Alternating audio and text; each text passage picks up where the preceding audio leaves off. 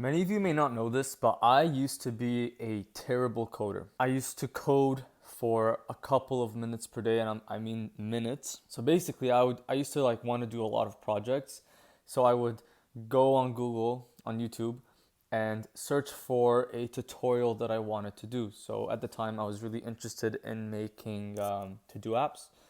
Don't ask why.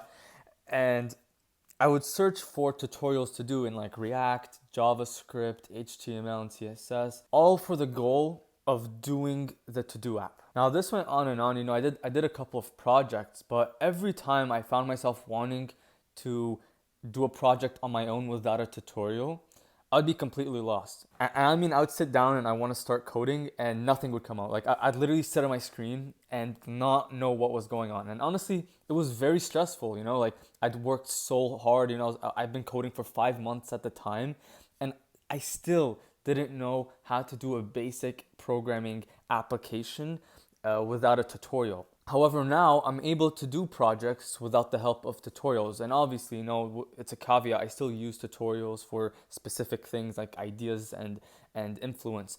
But right now, I'm able to function without tutorials as much, and I'm able to do projects at a high level. Like I'm working on a SaaS product. I'll put like a picture on the screen.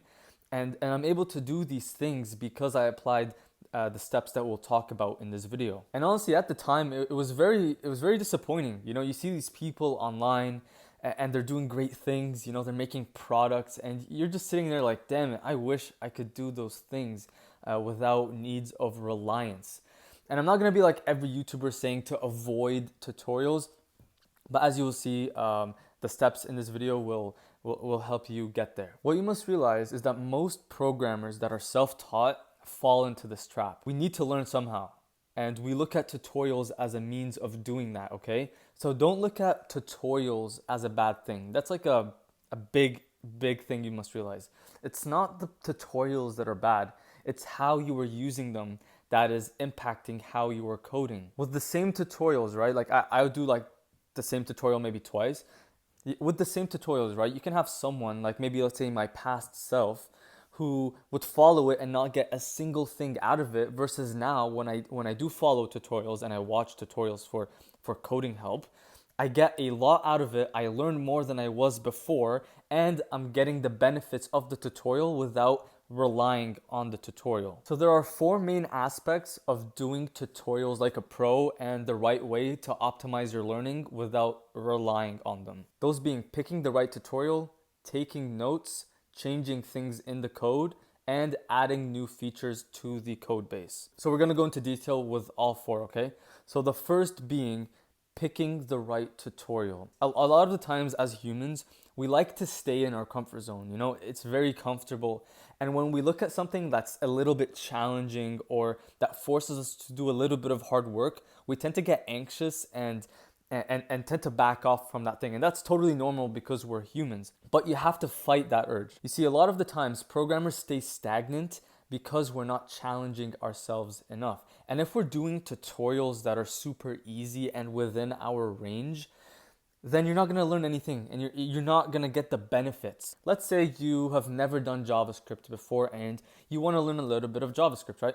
Follow a tutorial, but add a little bit of friction to that because once you do, you'll get the main benefits of the new things you're learning because you're learning on the fly, you're getting your hands dirty, and you're also challenging yourself to do better, which is a main ingredient for growth. Now, the next thing is to take notes. Notes on coding is commonplace for a reason. A lot of the times we follow tutorials and we follow it blindly, okay? But by taking notes, you allow yourself to understand what the code is doing. So if you're following a tutorial, okay, after each page, right? So let's say you write a page of code, okay, for an application. At the top or throughout the code, take notes on what's going on. You may be asking, like, why do I need this?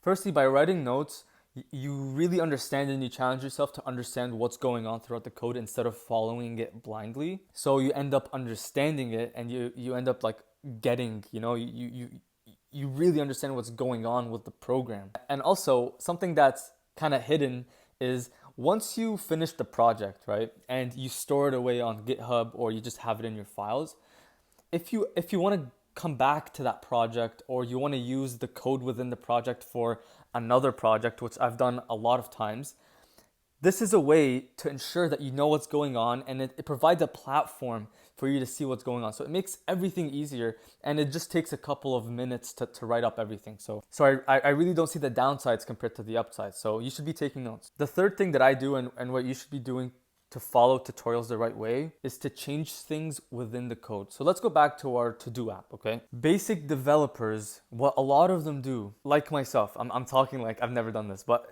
I'm speaking from experience. A lot of what we tend to do is, when we're following these tutorials, is we copy it directly.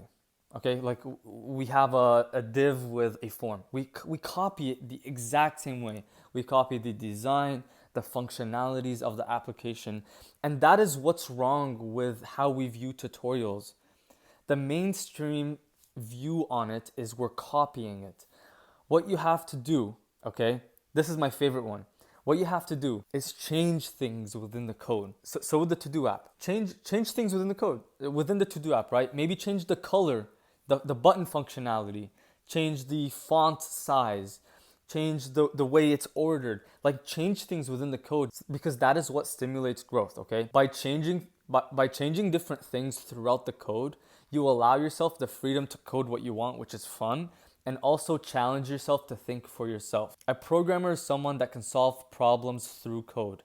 To solve problems, okay, you have to know how to think for yourself. If you can't think for yourself, you can't solve code on your own. That's the main issue.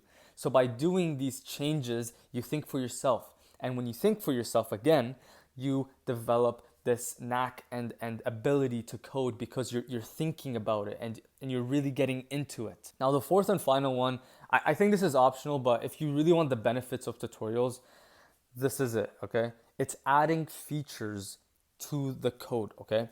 So let's say you did the to-do app, you changed up a couple of things. Maybe add a delete feature to the application. So instead of having it like the tutorial said, where it's like edit and add a to-do, now you add a feature that says to delete the to-do. This is the hardest part, and a lot of you may not be able to, and I totally understand. But if you can, if you even have the slightest like motivation, try to add features to the code base. It's basically all the benefits that come with changing features, but on top of that, you're literally practicing coding on your own. Adding features could be as minimal as an extra button or a cool like CSS feature. I don't know. If you want the cliff notes of everything, firstly, the main reason why people don't get benefits out of tutorials is that they're copying everything and they're not thinking for themselves. They're quote unquote cheating themselves and not really learning. Instead, what you want to do to get the benefits of tutorials is to think for yourself through taking notes, understanding what's going on, changing things, or even adding features, because that is what will stimulate thinking for yourself and code. I hope you enjoyed the video, guys. I'm trying different sorts of videos, so if you enjoyed this, please leave a like and subscribe. I think I have like 50 subscribers, which is insane. Like, I'm really like happy about that. But yeah, if you need anything, you can contact me in the description down below. My name is Nazar, and I'll see you in the next video.